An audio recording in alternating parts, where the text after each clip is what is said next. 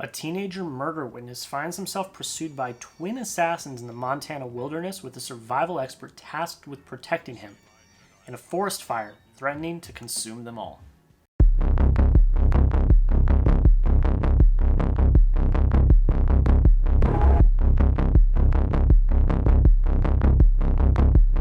How's it going, guys? Welcome back to another video, and today is another movie review, and we are reviewing the newest film by Tyler Sheridan, Those Who Wish Me Dead. So let's just kind of get into it. So I will talk about the good first. I will talk about the good first. And the first thing is Aiden, Gillen, and Nicholas Holt. I love them in this film. That may be a hot take. I don't know. I haven't watched a lot of reviews on this film because I kind of watched it and that's kind of it. But they are by far the standouts of this film for me. Truly, they are. They don't seem menacing. They seem kind of clunky. They seem kind of not really knowing what's going on and a little awkward, but they really are menacing villains in this film. And they do it to perfection. It's scary awkwardness. I know it sounds weird, but they are so awkward, but they're also so deadly and scary that it's just I don't know. I don't know what it was about it, but I love their performances. Their performances are fantastic. They work very well together, and they are scary. They're menacing. I mean, they are who you want them to be. You hate them, you don't like them, and you are scared of them, and that's what they set out to do, and that is what they did. The action is intriguing. That's one thing I enjoyed about it. There's not a lot, but for what it is, it's raw, it's gritty, it's not really choreographed, it's kind of rushed. It's just how I feel people really would do stuff in that situation, especially like the house scene with the wife. I mean, you know, that's good. I mean, John, that seemed authentic. It seemed realistic. It seemed like there was real struggle there, like it was real. And that's action that I like. Action that seems real. It's not all fantasized or made up. It's real. It's for real. And I really like that about this. Action is very intriguing. The backdrop of this film is beautiful. It's beautiful. Montana wilderness. I really like that. The cinematography is very well done. I will say that. You know, I'm a big cinematography guy. I love the cinematography of this film. I think it's beautiful. The backdrop is beautiful. The thing I love about this film. Now, it's not really a forest fire film. It's not. It's not. I mean, they tease that a little bit. It's not. It's kind of just, hey, there's a fire coming, but people also want to kill us, so what are we going to do? But I do kind of like that barrier of the forest fire. I think that was a very interesting route to take. You know, only being able to go one way, and that one way, the bad guys are coming, so you're kind of boxed in with the forest fire. So I thought that was very unique, something I haven't seen before.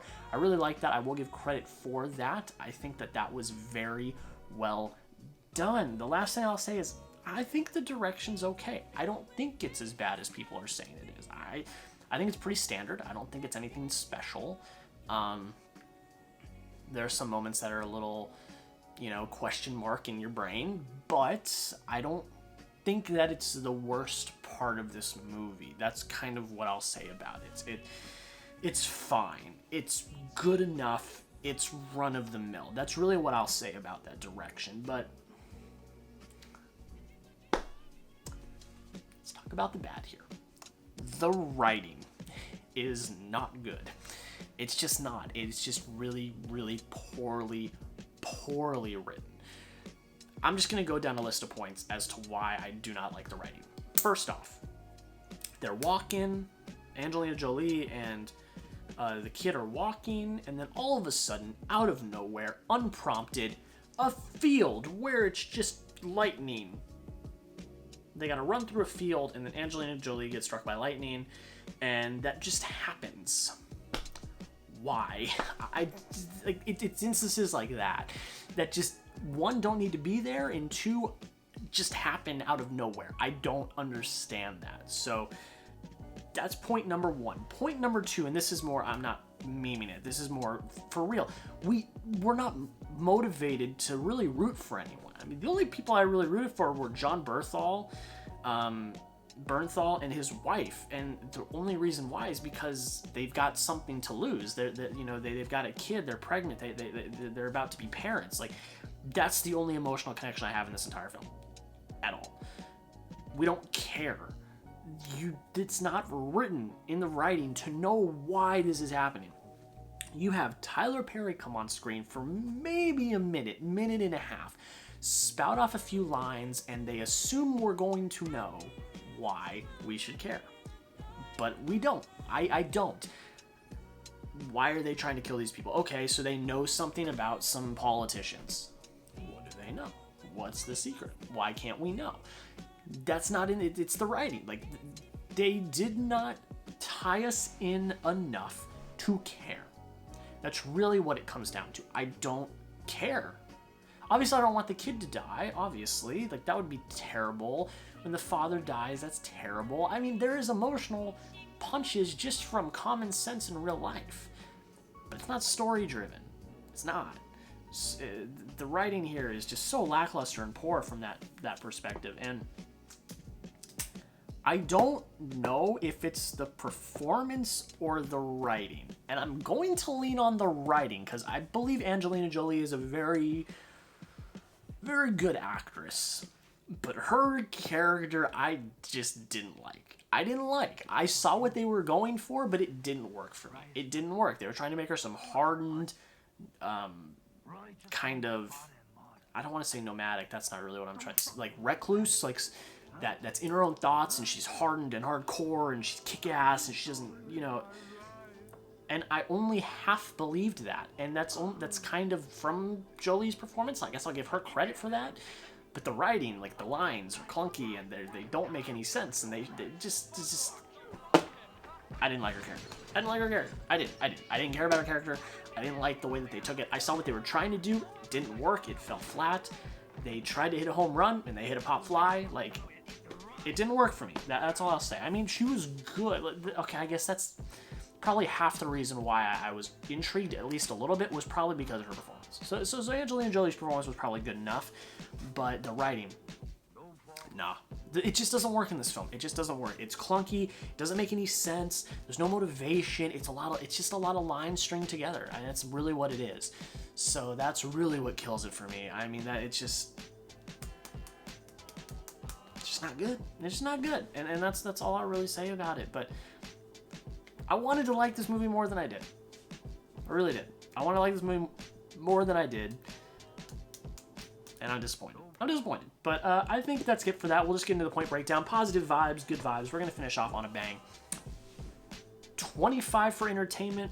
I gave it 18 out of 25. The action was cool, but that's only very far and few in between. All of the dialogue and stuff, I didn't care. Performances, 17 out of 20. I mean, the main reason why this is so high is because of Gillen and Holt. They're just that good. Okay, look, they're not Oscar. It's not Oscar worthy. It's not Oscar worthy, but I liked it. It struck a note with me. Direction, I'll give an 8 out of 10. I mean, it's not great, but it's not bad. I think it was fine. It was fine. I mean, trying to make up for such a poor script is hard to do. Writing, 4 out of 10. 4 out of 10. It's just not good. Emotion, 6 out of 10, but again, that's more circumstance, not writing. Cinematography, 8 out of 10. Like I said, the backdrop's beautiful. I think it's really well done. Pacing, 4 out of 5. The pacing actually was not bad, though. Although I didn't like what was written, it flew. Like, I looked, and I was like, I'm already an hour in. I've only got, like, 30 minutes left. Wow. So I'll give it that. Rewatchability, 3 out of 5. It's fine. And an automatic 5 out of 5 points. So if you did the math, that means I give Those Who Wish Me Dead a 73 out of 100. So it's not the lowest rating I'm going to give a movie this year. I've given movies far worse ratings this year. It's not terrible, but it's just the writing kills it. The writing just kills it. It just bashes it into the ground, and it beats it dead with a rock. I mean, that's literally what the writing does. But let me know down below in the comments, what did you think? Have you seen Those Who Wish Me Dead? Let me know. I mean, again, it's okay. It's okay. But let me know down below in the comments. Thank you guys so much for watching. Like I've said, I'll be saying in the next few videos, we're back full steam ahead, making videos, reviews, movie drafts, all that good stuff is back. We're doing it. It's happening. So thank you all so much for the support. Hopefully y'all can stick around, stay. Make sure you subscribe if you haven't already. I got a lot of big plans coming up. The summer is coming. Blockbuster season is back. Movies are back. I'm going to see 3 movies in a movie theater today, which is absolutely incredible. You guys are going to see those reviews very soon. But guys, that's pretty much it. Thanks so much for watching. Have a rest of your day. We'll see you in the next video.